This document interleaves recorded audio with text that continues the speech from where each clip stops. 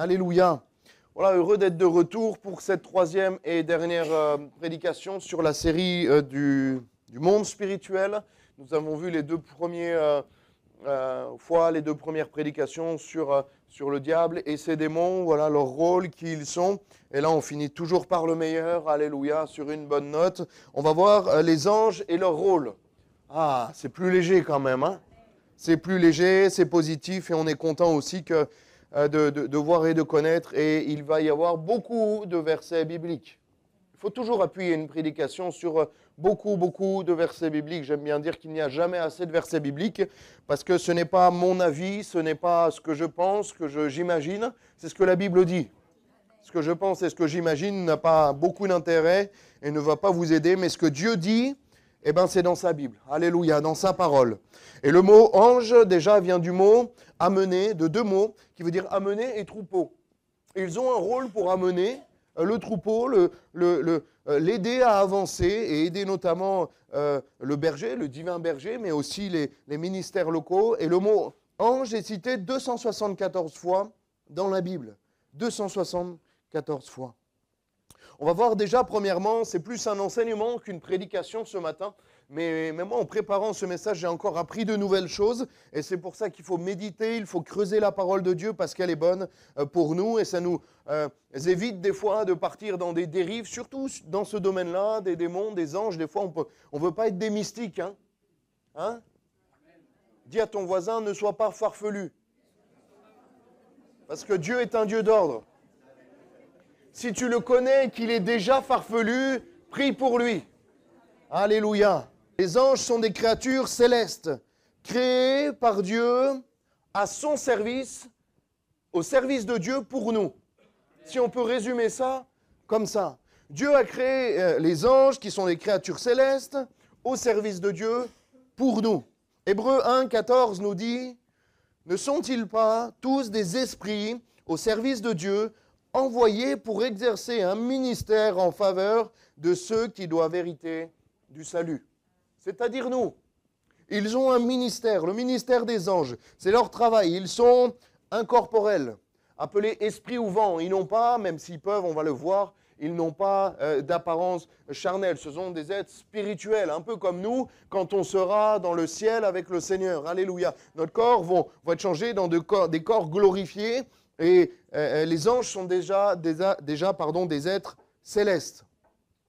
Ils peuvent se révéler cependant sous forme corporelle. Luc 1, verset 26, au 6e mois, l'ange Gabriel fut envoyé par Dieu dans une ville de Galilée appelée Nazareth. On sait pourquoi. Ils prennent une apparence humaine pour nous parler.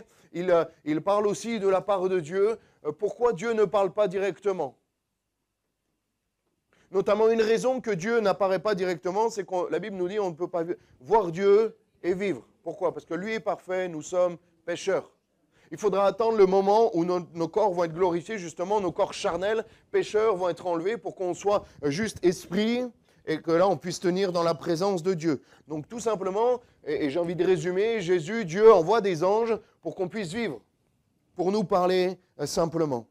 Il peut se révéler sous forme corporelle, on l'a vu, Hébreux 12, 2 nous dit « N'oubliez pas l'hospitalité, car en l'exerçant, quelques-uns ont logé des anges sans le savoir. » Et je suis convaincu, persuadé, que nous avons tous ici déjà vu des anges, mais que nous ne le savons pas.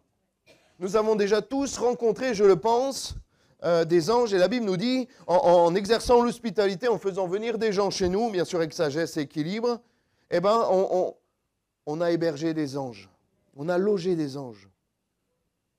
Genèse 19, verset 1 nous dit, « Les deux anges arrivèrent à Sodome sur le soir, et Lot était assis à la porte de Sodome. Quand Lot les vit, il se leva pour aller au-devant d'eux, et se prosterna la face contre terre. » On voit que Lot propose justement que ces anges, ces deux envoyés de Dieu, ont une apparence humaine. Pourquoi ? Parce que Lot va leur proposer de leur laver les pieds. Et on voit même que les habitants de Sodome parlent de deux hommes, d'une manière un peu particulière, mais ils parlent de deux hommes. Donc ça veut dire que ces anges ont pris une apparence humaine. Nous n'avons pas forcément d'informations dans la Bible sur le moment de la création de ces anges, de ces êtres spirituels, mais nous savons une chose, c'est qu'ils étaient là avant nous, parce qu'ils gardaient le jardin d'Éden. Ils gardaient le jardin d'Éden, donc ils étaient au moins là, à ce moment-là. Et on voit qu'ils sont très nombreux. Il nous est parlé d'une myriade et des myriades d'anges dans Hébreux. Le livre d'Hébreux, l'évangile de Luc en parle beaucoup des anges. Hébreux 12, verset 22, mais vous vous êtes approchés de la montagne de Sion, de la cité de Dieu, du Dieu vivant, là, Jérusalem céleste, des myriades qui forment le cœur des anges. C'est combien une myriade? Faites pas le juste prix, hein, si vous ne savez pas, vous ne savez pas. C'est 10 000. Une myriade, c'est 10 000. Et quand on parle de myriades, donc c'est des milliers, des dizaines, voire des centaines de milliers qui forment le cœur des anges. Voilà, pour l'armée aussi céleste. Les anges ne sont pas des êtres humains, ils sont supérieurs en capacité. Entendez bien les termes que j'utilise, supérieurs en capacité aux hommes. L'auteur de l'Épître aux Hébreux pourra dire que Jésus fut fait homme et abaissé pour un peu de temps en dessous des anges. Mais ce n'est pas une hiérarchie, c'est en termes de capacité. Pourquoi? Parce que Dieu s'est fait homme en Jésus-Christ, Hébreux 2, verset 6. Or, quelques-uns ont rendu quelque part ce témoignage, qu'est-ce que l'homme pour que tu te souviennes de lui, ou le Fils de l'homme. Donc Jésus, pour que tu prennes soin de lui, tu l'as abaissé pour un peu de temps en dessous des anges, en termes de capacité, en termes de pouvoir, entre guillemets. Les anges sont au-dessus de nous dans leur capacité actuellement. Mais est-ce que vous savez, vous qui aimez la Bible, que dans le ciel, nous jugerons les anges? Il n'y en a que 3 qui sont bibliques. Il y en a, ils me regardent avec des têtes. Heureusement que j'ai la Bible. 1 Corinthiens 6, 3. Ne savez-vous pas que nous jugerons les anges? Donc je pense que c'est au ciel, parce qu'aujourd'hui, on ne va pas juger les anges. Et il y aura... non pas la hiérarchie, parce que Dieu, nous sommes déjà, aux yeux de Dieu, plus importants que les anges, parce qu'ils sont à notre service, mais au ciel, nos capacités, et surtout, hiérarchiquement, on sera au-dessus des anges, et nous serons appelés à les juger. Je ne sais pas comment on va faire, il faudra nous expliquer, parce que je ne sais pas comment ça se juge, un ange. Le Seigneur va nous aider, amen. Nous savons que leur aspect est d'un blanc resplendissant, comparé au blanc de la neige du Mont Blanc. Amen. Ah non, ça c'est la version savoyarde de la Bible. Luc 24, verset 4. Comme elle ne savait que penser de cela, voici 2 hommes leur apparurent en habits resplendissants. Leur aspect était comme l'éclair. Matthieu 28, 3 nous parle, son aspect comme l'éclair et son vêtement blanc comme la neige. Ils peuvent prendre aussi une apparence, comme on l'a vu, humaine pour parler aux hommes. Marc 16, verset 5. Elles entrèrent dans le sépulcre, virent un jeune homme assis à droite, vêtu d'une robe blanche, et elles furent épouvantées. Elles étaient épouvantées, peut-être parce que c'était aussi le sépulcre, et elles ne s'attendaient pas à voir quelqu'un à ce moment-là, mais je pense qu'il avait une apparence, comme il est dit, d'un jeune homme.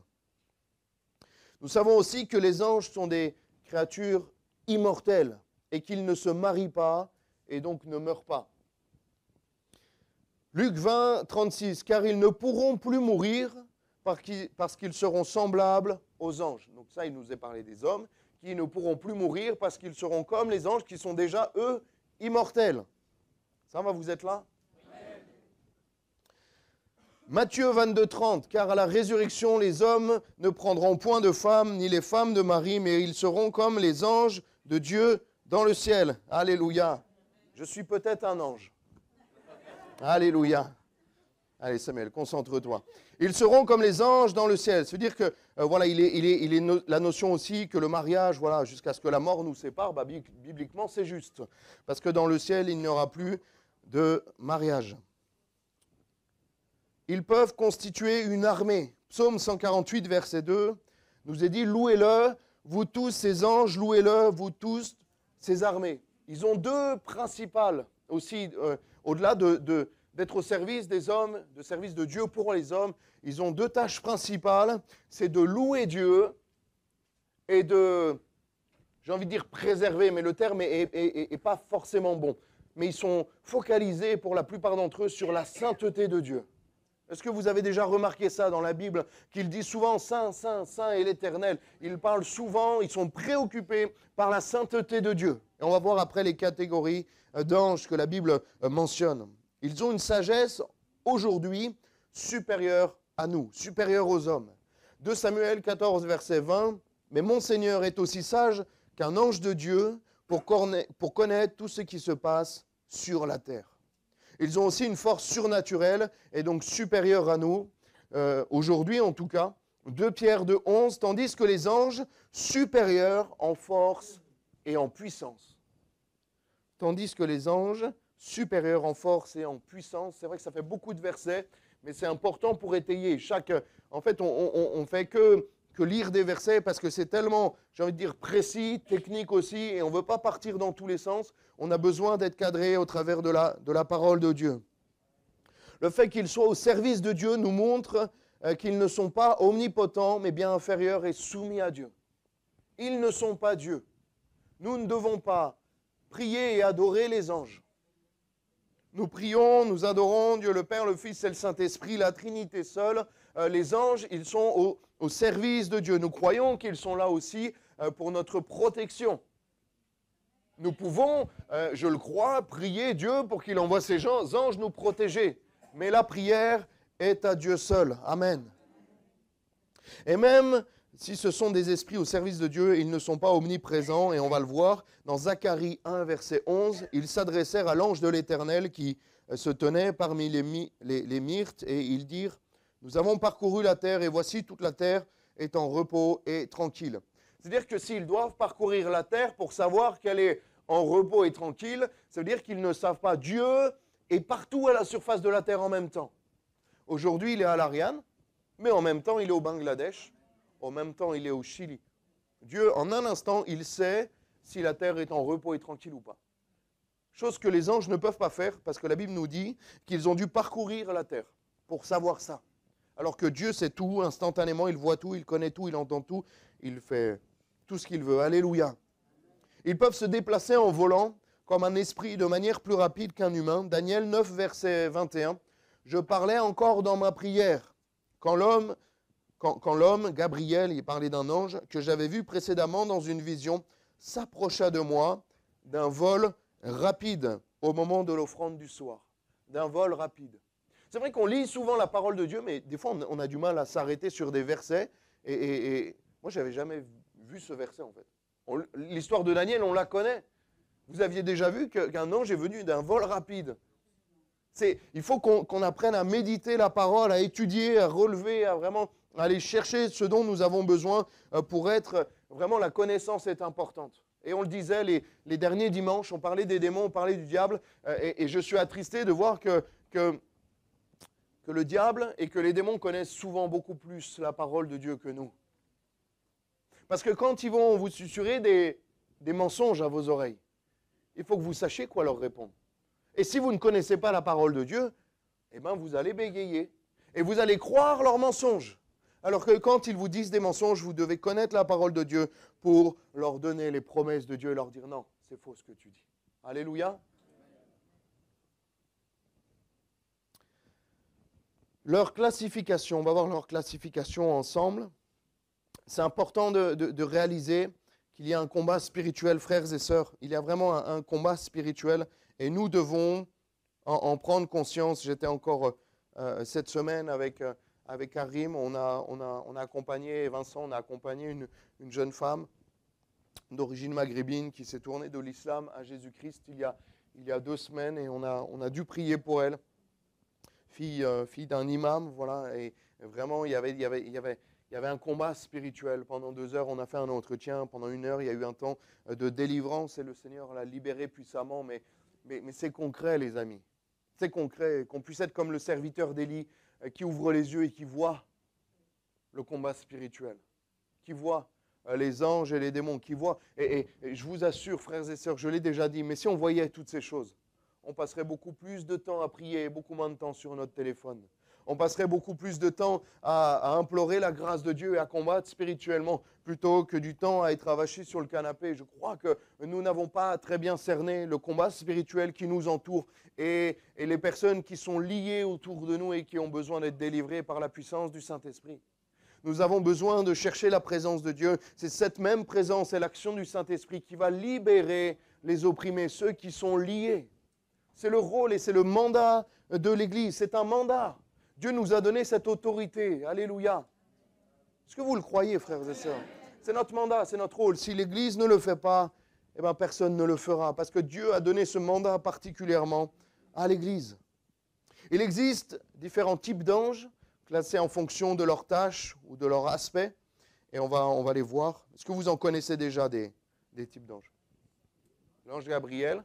Mais l'ange Gabriel, c'est quoi comme type d'ange?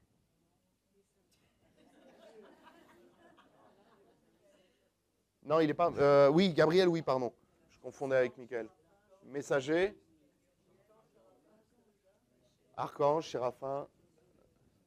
Chérubin. Pas mal, pas mal, pas mal. C'est mieux que c'est un ange, parce que cette réponse n'était pas très, très profonde en soi, mais elle avait le mérite d'exister. Déjà, premièrement, on va commencer cette catégorie avec un ange qui n'en est pas vraiment un dans l'Ancien Testament. L'ange de l'Éternel. Pourquoi il n'est pas vraiment un ange? Son nom c'est marqué l'ange de l'Éternel, et plein de fois dans l'Ancien Testament, il est question de l'ange de l'Éternel. C'est Jésus. Si on veut être plus précis, c'est Dieu le Fils. Parce que laissez-moi vous dire que Jésus n'est pas apparu il y a 2000 ans.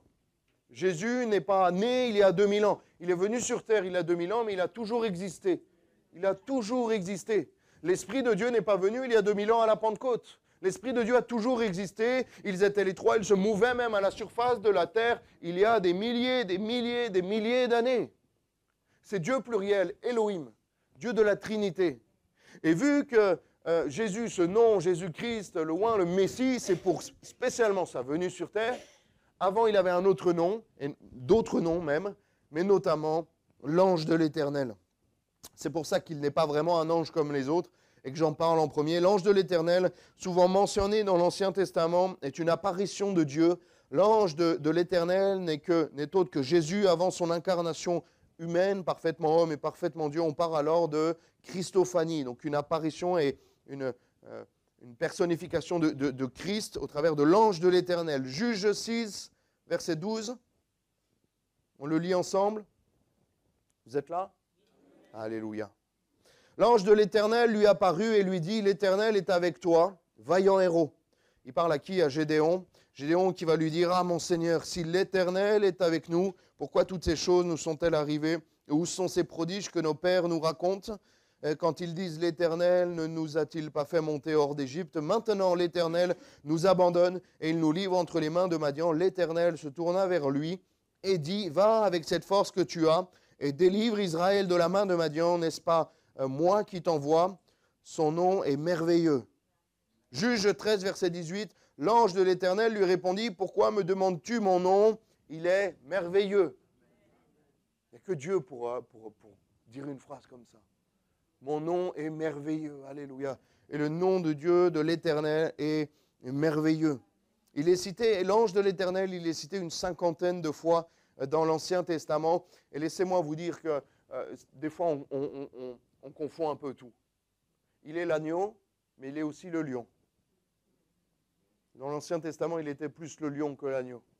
Dans le Nouveau Testament, il est plus l'agneau que le lion. Mais souvent, on a fait de Jésus juste le petit bébé dans la crèche. Juste l'homme qui est sur la croix et qui est là comme ça. On a affaibli Jésus. On a confondu son humilité, on a confondu son amour et on l'a pris pour de la faiblesse. Parce que l'ange de l'Éternel, les frères et sœurs, les amis, passez la semaine et regardez un peu dans l'Ancien Testament. Il est radical. Il est le lion. Il est la puissance incarnée, parfaitement amour et parfaitement puissant également. C'est sûr que c'est plus sympa, un petit Jésus dans une crèche, là, c'est moins contraignant, c'est moins obligeant. Mais relisez l'ange de l'Éternel dans l'Ancien Testament. Il est celui qui parfois est radical, qui parfois détruit, qui parfois reprend, qui parfois sanctionne d'une manière particulièrement puissante et radicale. C'est ce mot que j'ai en tête, radical. L'ange de l'Éternel, voilà, on le dissocie de la catégorie des anges parce qu'il est quand même Dieu, même s'il a ce nom d'ange de l'Éternel. Dans les hiérarchies, dans les plus importants, on pourrait citer qui? Quelle catégorie?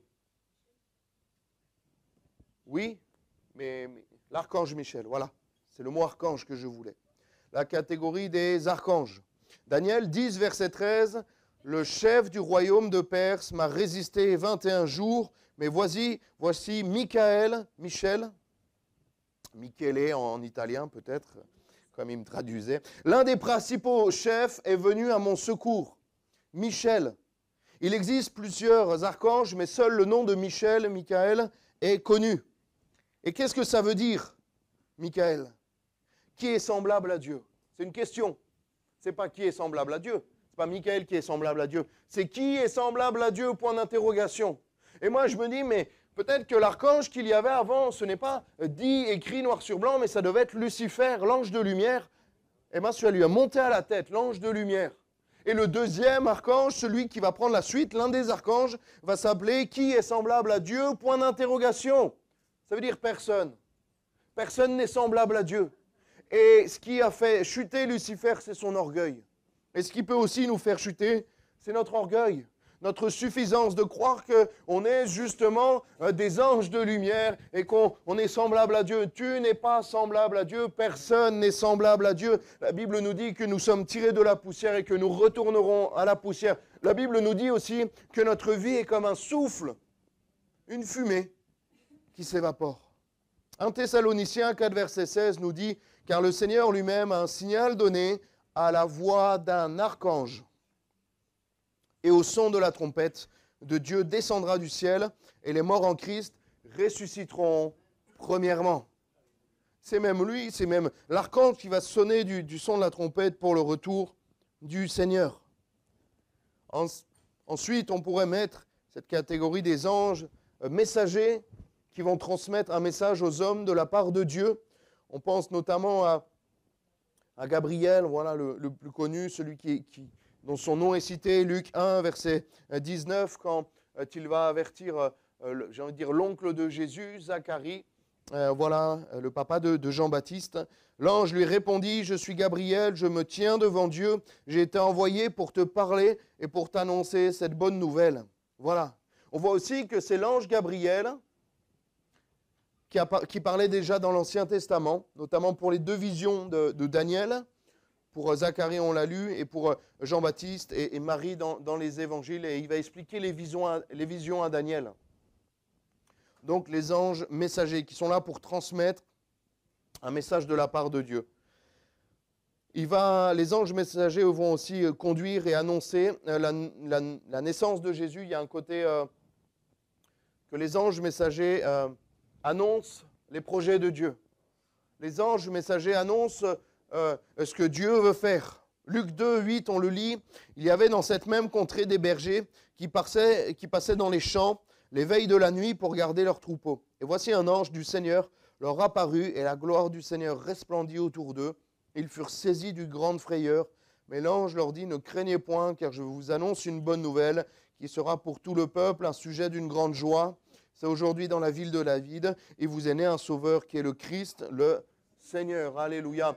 Et ils vont annoncer cela et guider même les bergers pour aller adorer Jésus et pour se rendre compte que le Messie était né, que le Sauveur était né. Ils vont annoncer le plan parfait de Dieu. Encore deux autres catégories. Et premièrement, les chérubins, qui sont appelés anges protecteurs. Il y a cette notion de protection, présent notamment à quel moment? La première fois qu'ils apparaissent. Jardin de l'Éden. Jardin d'Éden. Alléluia. Présent notamment pour garder ce jardin, le jardin d'Éden, autour du trône de Dieu également. La Bible nous dit qu'ils sont autour du trône de Dieu. Il est même dit, j'ai réalisé ça ce matin, que Dieu s'assoit sur les chérubins. Je n'avais jamais remarqué ça. Plusieurs fois dans les psaumes, il est dit cela. Et ils sont aussi présents sur l'arche de l'Alliance. ils sont aussi présents. Il y en a deux, voilà, sur l'Arche de l'Alliance. Ils sont là, Genèse 3, verset 24, on va le dire, c'est ainsi qu'il chassa Adam, et il se mit à l'orient du jardin d'Éden, les chérubins, qui agitent une épée flamboyante pour garder le chemin de l'arbre de vie. Voilà, ils sont présents autour du trône de Dieu, dans le sanctuaire. 1 Roi 6, 23, il fit dans le sanctuaire deux chérubins de bois, d'olivier sauvage, ayant 10 coudées de hauteur, et représentés dans le sanctuaire et sur l'arche de l'Alliance, avec notamment cette image que l'on a de leurs ailes qui sont là pour protéger. Les séraphins maintenant, ils sont eux placés au-dessus du trône de Dieu avec comme principal rôle d'adorer Dieu. Les séraphins, dans l'image que je m'en fais des textes bibliques, ils sont vraiment plus proches de Dieu. Ils sont vraiment à côté de lui et ils sont placés au-dessus. La Bible nous dit du trône de Dieu, Ésaïe 6, 2, des séraphins se tenaient au-dessus de lui. Ils avaient chacun 6 ailes, 2 dont ils se couvraient la face, 2 dont ils se couvraient les pieds et 2 dont ils se servaient pour voler. Ils criaient l'un à l'autre et disaient « Saint, Saint, Saint est l'Éternel des armées, toute la terre est pleine de sa gloire. » Amen. Alléluia. On va voir leur rôle également. Il faut connaître ces choses-là. Je crois que c'est important de connaître ces choses-là sur les anges, sur les puissances spirituelles qui nous entourent. Et c'est bien de connaître. C'est pour ça qu'il y a beaucoup de versets bibliques ce matin. Et on va voir pour Dieu. Quel est leur rôle pour Dieu? Les anges sont au service et à la disposition de Dieu pour agir sur terre selon la volonté du Père. Selon la volonté de Dieu. C'est la volonté de Dieu qui dirige les anges. Hébreux 1, verset 14. Comme on l'a lu, ne sont-ils pas tous des esprits au service de Dieu, envoyés pour exercer un ministère en faveur de ceux qui doivent hériter du salut, au service de Dieu, pour nous, comme on le disait au départ. Ils exécutent les ordres de Dieu.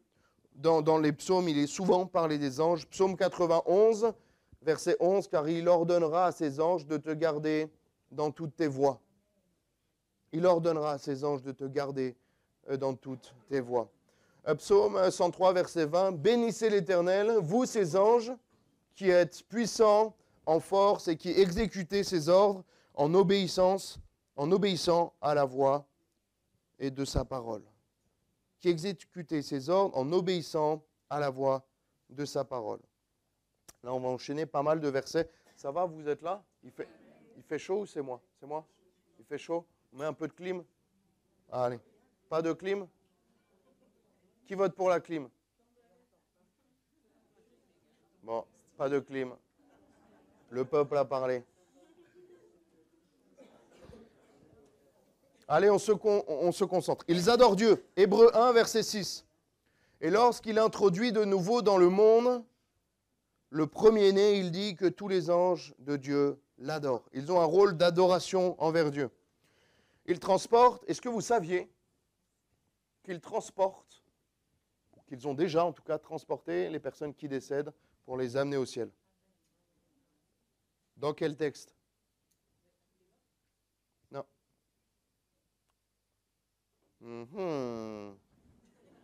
Eh bien, on va le lire. Dans la parabole du pauvre et du riche, de Lazare. Vous le saviez, bien évidemment. Luc 16, verset 22. Le pauvre mourut et il fut porté par les anges dans le sein d'Abraham.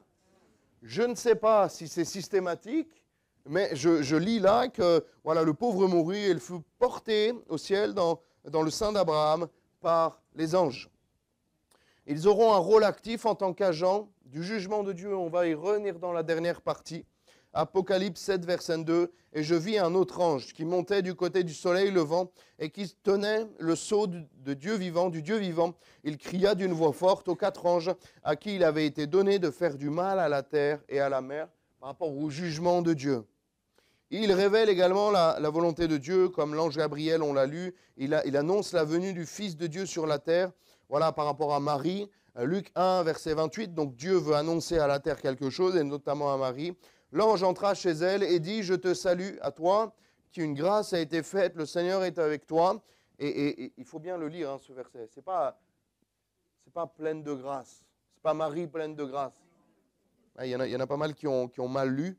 C'est « Je te salue, toi à qui une grâce a été faite ». Amen. Ce n'est pas du tout pareil. Hein. Quelqu'un à qui une grâce a été faite, ça veut dire qu'il n'y a pas forcément de mérite dans la notion de grâce, et ce n'est pas pleine de grâce. Pour Christ, ils sont aussi au service de Christ. C'est un ange, on l'a lu pendant la semaine de jeûne et prière, qui va sur le mont des Oliviers, juste avant son arrestation, qui va fortifier Jésus. Vous imaginez? Les anges fortifient.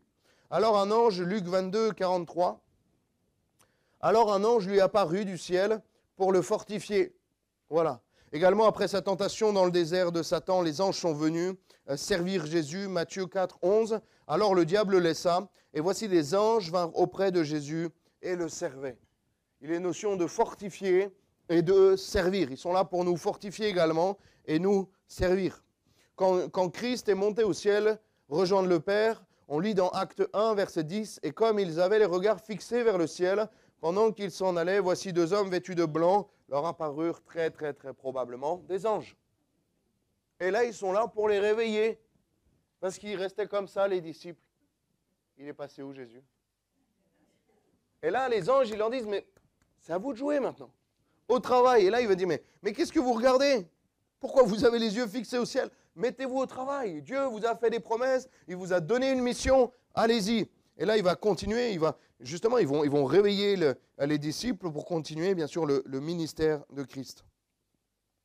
Et pour nous, pour les hommes, pour la naissance de Jean-Baptiste, c'est un ange qui va l'annoncer à Zacharie, son père, mais l'ange lui dit, ne crains point, Luc 1,13, Zacharie, car ta prière a été exaucée. Ta femme Élisabeth t'enfantera un fils et tu lui donneras le nom de Jean. Voilà, il y a même ces notions, et après il va être appelé Jean le Baptiste, parce qu'il baptisait dans le désert. Et c'est aussi un ange qui est apparu à Paul sur le bateau malmené par la mer, et qui lui a dit de ne pas craindre, que Dieu allait le garder quand il allait, vous savez, pour cette mission à Rome. Acte 27, verset 23. Un ange du Dieu à qui j'appartiens, et que je sers m'est apparu cette nuit. Et m'a dit, Paul, ne crains point, il faut que tu comparaisses devant César, et voici Dieu t'a donné tout ce qui navigue avec toi. En fait, Dieu a mis la paix dans le cœur de Paul qui allait dans cette ville de Rome pour comparaître devant César. Ils ont aussi été délivrés, les anges ont aussi délivré les apôtres de prison.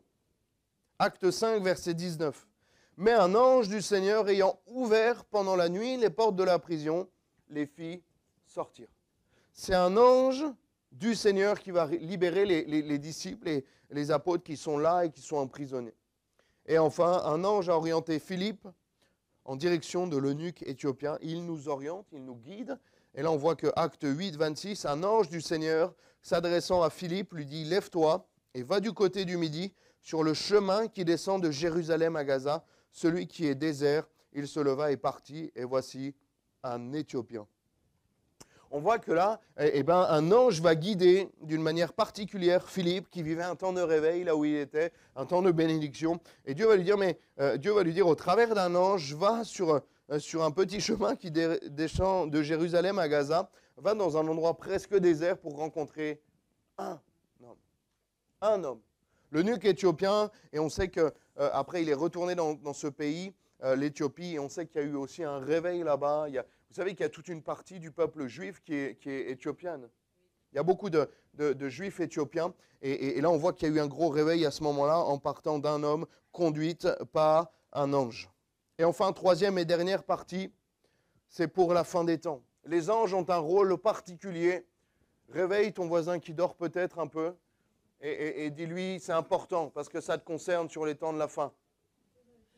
Ça te concerne sur les temps de la fin, et les anges auront un rôle très important pour exécuter la justice de Dieu sur la terre et les hommes. Matthieu 16, 29 nous dit, « Car le Fils de l'homme doit venir dans la gloire de son Père avec ses anges, et alors il rendra à chacun selon ses œuvres. » Le ministère des anges est important. Matthieu 24, 31, il nous est dit, « Il enverra ses anges avec la trompette retentissante, et ils rassembleront ses élus des quatre vents depuis une extrémité des cieux jusqu'à l'autre. » Ils vont rassembler les chrétiens, les frères et sœurs. Il enverra ses anges avec la trompette retentissante. Et on va le voir, dans l'Apocalypse, il y a tout plein de passages de chapitres qui nous parlent des 7 trompettes, des 7 sceaux également. Et c'est les anges qui vont les déclencher, bien sûr, sous les ordres de Dieu. C'est Dieu qui donne les ordres, mais on voit que les anges vont exécuter un bon nombre de choses concernant les temps de la fin. Vous connaissez la parabole de l'ivraie dans Matthieu 13, 30 ? La parabole des mauvaises herbes, si vous voulez. Laissez croître ensemble l'un et l'autre jusqu'à la moisson, donc le blé, l'ivraie, le blé et les mauvaises herbes, jusqu'à la moisson.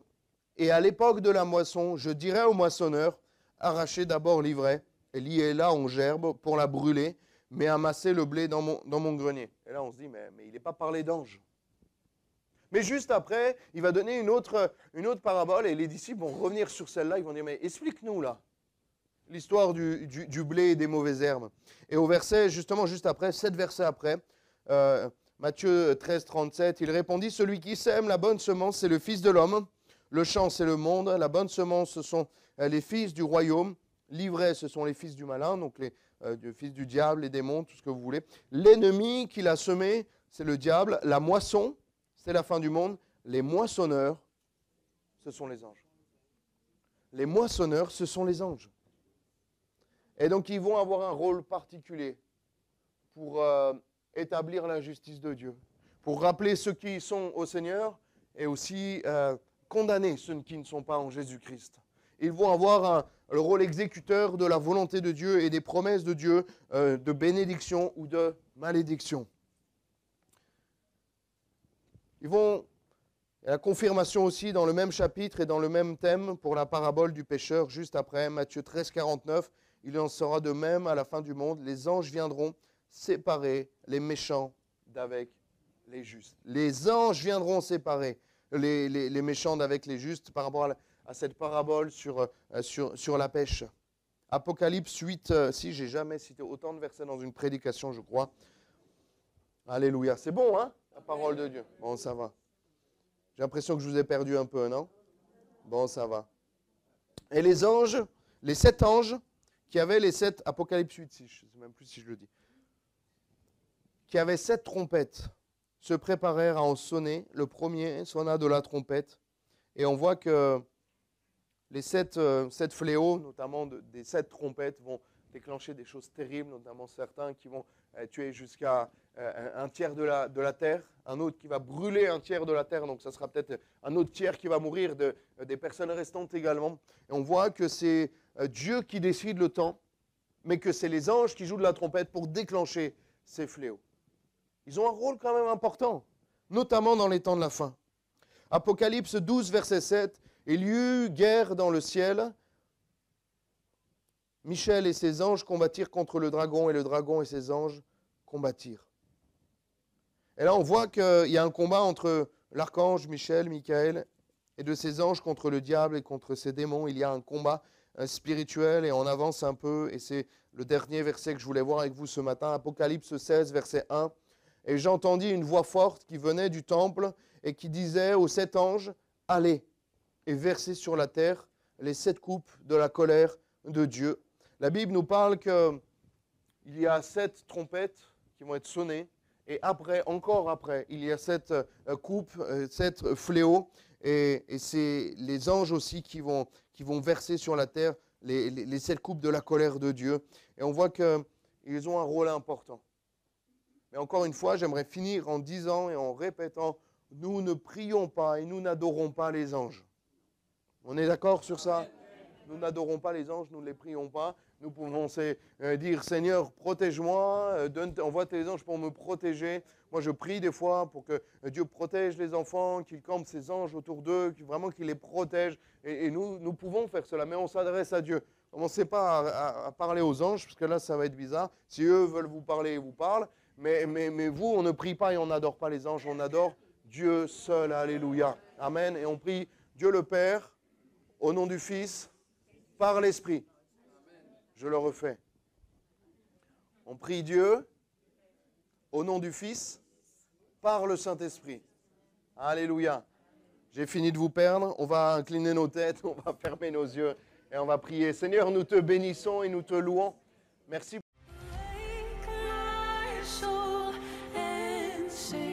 Sing his praise aloud.